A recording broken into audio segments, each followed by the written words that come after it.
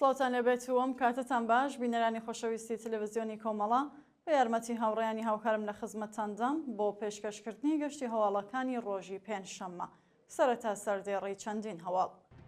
چالاکی ژینگەی لاینگرانی سروش لە پیرانشار، دەستبەسەرکردنی دوو هاوڵاتی لە شارەکانی پیرانشار و سەردەشت، مانگرتنی ژنانی ئازادیخوازی کورد لە ئەنکەرا، هێدامەی مانگرتنی کرێکارانی پرۆژەیی و پەیمانی نەوت، ئەگەری دارخرانی کارخانەی فولادی پاسەرگاد و بێکاری هەزاران کرێکار، حمایەتی ڕێکخراوە کرێکاری و مەزەنیەکان لە شەریفە محەممەدی، لە سێدارەزانی دوو بەندکراو لە زیندانی گۆرگان و پەروەندەسازی تازەی ناونجامنێتیەکان بۆ فەریبا سەدی.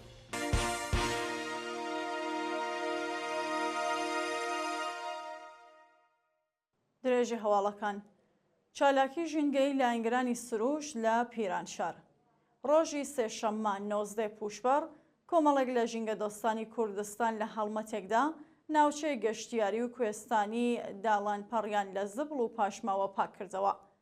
بە پێزانیاریەکان کۆمەڵێک لە شاخەوانانی شارەکانی شنە و پیرانشار هاوڕێ لەگەڵ ژینگە پارێزان لەو چالاکیەدا بەشدار بوون و ناوچەکەیان لە زبڵ و پاشماوە پاک کردوەتەوە. بەشداربوونی ئەو هەڵمەتە داوایان لە خەڵکی کوردستان کرد پاکێ و خاوێنەی سروشتی جوانی کوردستان بپارێزن. دەستبەسەرکردنی دوو هاوڵاتی لە شارەکانی پیرانشار و سەردەشت. لە ڕۆژانی ڕابردوودا چالاکێکی سنفی فەرهەنگیانی پیرانشار بە ناوی ئیسماعیل معروفی و شارۆمەندێکی ئێرانی نۆروێژی خەڵکی سەردەشت بە ناوی هادی زاهەری شەڵماشی لەلایەن هێزەمنیەکانەوە دەستبەسەرکراون. شەوی سێشەممە 19 پوشبەر ئیسماعیل معروفی معلمی خاننشینکراوی خەڵکی پیرانشار لە هێرشی هێزەمنیەکانی ڕژیم بۆ سەر ماڵەکەی بە توندوتیژی و بێڕێزیەوە دەستبەسەرکرا. تا کاتی داڕشتنی ئەم هەواڵە هۆکاری ڕفاندنی ئەو چالاکە سنفیە ڕوون نەکراوە و شوێنی ڕاگیرانی دیار نییە. لە لایەکی دیکەوە ڕۆژی سێشەممە 12 پوشبەر هادی زاهەری وەرزەشوانی دانیشتوی وڵاتی نۆروێژ کە بۆ دیداری بنەماڵەکەی سەردانی سەردەشتی کردبوو لەلایەن ێدارە دەسەڵاتەوە بانکەشت و پاش چەند کاتژمێرە ئازادکرا. بە کاتی ئێوارە هێزەکانی حکوومەت هێرشیان کردوتە سەر ماڵی باوکی ئەو شارۆمەندە و وێڕای دەستبەسەرکردنی هادی پاسپۆرتی خۆی و هاوژین و منداڵەکەیان زەوت کردووە. مانگرتنی ژنانی ئازادیخوازی کورد لە ئەنکەرا. ڕۆژی چوارشەممە 20 پوشبەر ژنانی تێکۆشەری کورد لە ئەنکەرای تورکیا بۆ ئیجانێ داگیرکردنی شارەزاری جوولەمێرگ لەلایەن دەوڵەتی ئەردۆغانەوە مانیان گرت. ئەو چالاکیە کە لەلایەن پلاتفۆرمی ژنانی ئازادی ئەنکەرا ڕێکخرا بوو بە دروشمی ژنان بۆ جوولەمێرگ ماندەگرن لە بەردەم شارەوانی ئەنکەرا بەڕێوە چووە. ئەمە دووهەمەی مانگرتنی ژنانی تێکۆشەری کورد لە شاری ئەنکەرای تورکیایە و ژنان دروشمەکانی بژی بەرخۆدانی جوولەمێرگ و ژن ژیان ئازادیان بەرز کردووەتەوە. هێدامەی مانگرتنی کرێکارانی پرۆژەیی و پەیمانی نەوت. ڕۆژی پێنجشەممە 21 پوشبەر کرێکارانی پەیمانی و پرۆژەی نەوت، گاز و پێترۆشیمی ئێران بۆ 20مین ڕۆژی بەردەوام دژ بە دۆخی خراپی پیشەوی و مایشەتی درێژیان بە مانگرتندا. بە پێ راپۆرتی شۆرای ڕێخستنی ناڕزایەتی کرێکارانی سەنعەتی نەوت 23,000 کرێکار لە 123 شێرکەت لە ناڕزایەتی بە جێبەجێ نەکردنی داخوازیەکانیان دەستیان لە کارکێشایەوە و مانیان گرتووە.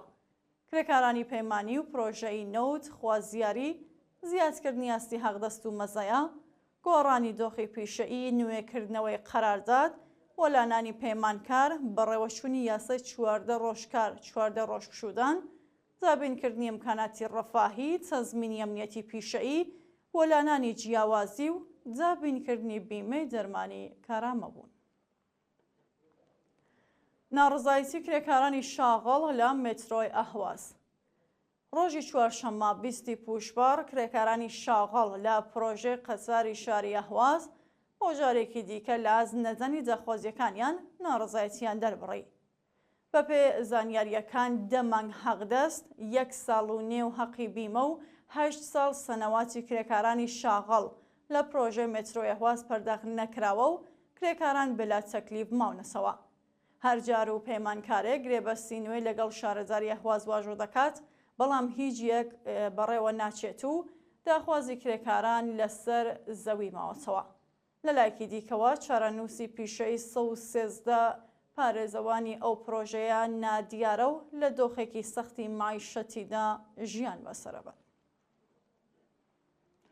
ئەگەری جاخرانی کارخانەی فولادی پاسەرگاد و بێکاری هەزاران کرێکار. بەپێی راپۆرتی چالاکانی کرێکاری، شرکەتی سەنعەتی فولادی پاسەرگاد یەکێک لە گەورەترین شرکەتە خصوصیەکانی بەرهەمهێنەری فولاد لە ئێرانە و بەهۆی بڕینی کارەبا ڕوو بە داخران دەچێت. کارخانەی فولادی پاسەرگاد 12 هێڵی بەرهەمهێنانی هەیە و 5,000 کارگە تیادا کارگەکەن. بەهۆی بڕینی کارەبای کارخانە لەلایەن دەوڵەتەوە تەنیا 6 هێڵی شرکەت کار دەکات و نیوەی کرێکاران بێکار کراون. ڕۆژیمی کۆنەپەرستی کۆماری ئیسلامی توانای دابینکردنی بەرقی بۆ ناوەندە سنعەتیەکان نییە و بایەق بە ژیان و معیشەتی کرێکاران نادات. ئەوە لە حاڵەیەکدایەکە بە هەزاران ملیارد دۆلار هەزینەی بەرنامە مەسەبی و گروپە تێرۆریستیەکانی ناوچەکە دەکات و بازاڕێکی گەورەی بۆ فرۆشتنی چەک و چۆڵی وڵاتانی سرمایەزاری دروست کردووە. حمایەتی ڕێکخراوە کرێکاری و مەزەنیەکان لە شەریفە محەممەدی. ڕۆژی چوارشەممە 20 پوشبەر سەندیکای کرێکارانی شرکەتی واحدی تاران، گروپی شاخەوانانی گیلان، محەممەد حەبیبی ئەنجامی کانونی سنفی فەرهەنگیان و بەندکراوانی سیاسی زیندانی ئەبین لە چەند بەیاننامەی جیاجیادا پشتیوانی خۆیان لە شەریفە محەممەدی ڕاگەیاند. بەپێی راپۆرتەکان سێ ئەندامی سەندیکای کرێکارانی شەرکەت واحدی تاران بەناوەکانی ڕەزا شەهابی، داود ڕەزەوی و حەسەن سعیدی لە بەیاننامەیەکدا وێڕێ ئاماژە پێدان بە مێژووی دامەزراندنی ڕێکخراوە کرێکاریەکان سەپاندنی حکمی ئەعدامیان بەسەر شەریفە محەممەدی بە توندی شەرمەزار کرد و خوازیاری ئازادیە و چالاکە کرێکاریە بوون. لەلایەکی دیکەوە محەممەد حەبیبی ئەنجامی کانونی سنفی فەرهەنگیانی ئێران لە پەیامێکدا پشتیوانی ئەو ڕێکخراوەی لە شەریفە محەممەدی دووپات کردەوە و ڕایگەیاند کە معلیمانی ئێران پشتیوانی لە شەریفە محەممەدی دەکەن و بە تەنیای ناهێڵن. لە پارێزگای گیلان گروپە شاخەوانیەکانی ئەو پارێزگایە لە بەیاننامەیەکدا حمایەتی خۆیان لە شەریفە محەممەدی ڕاگەیاندووە و 35 بەندکراوی سیاسی دیکە پەیوەست بە مانگرتنی 55 بەندکراوی سیاسی بۆ پشتیوانی لە شەریفە محەممەدی بوون. بانکشتی 4 چالاکی سنفی فەرهەنگیانی مەمەسەنی بۆ دادسەرایە و شارە. 4 چالاکی سنفی فەرهەنگیانی شارستانی مەمەسەنی بەناوەکانی شکرۆڵا ئەحمەدی، عالی ئەحمەدی، جان محەممەد ئەحمەدی و ڕوحۆڵا گەرەگوشە بۆ دادسەرای ئەو شارە بانکەش کراون. بە پێی ئەبلاغیەی دادسەرای مەمەسەنی ڕۆژی سێشەممە 19 پوشبەر ئەو 4 چالاکە سنفیە بۆ لەقی دووی دادیاری دادسەرای گشتی و ئینقلابیە و شارە بانکەش کراون و ئەبێ لە 5 ڕۆژی داهاتوودا خۆیان بۆ ناوەندە قەزایە بناسێنن. شکرۆڵا ئەحمەدی، عالی ئەحمەدی، جان محەممەد ئەحمەدی و ڕوحۆڵا گەرەگوشە پێشتر و لە مانگی بەفرانباری ساڵی 1402دا پاش بەشداری لە کۆبوونەوەی معلیمانی مەمەسەنی دەست بەسەر و بەدانانی وەسێقە ئازاد کرابوون. ئەو 4 چالاکە سنفیە لەلایەن ناوەندە ئەمنیەتیەکانەوە بە ئیجماع و تەبانی دژ بە ئەمنیەتی وڵات تۆمەتبار کراون. لە سێدارەزانی 2 بەندکراو لە زیندانی گۆرگان.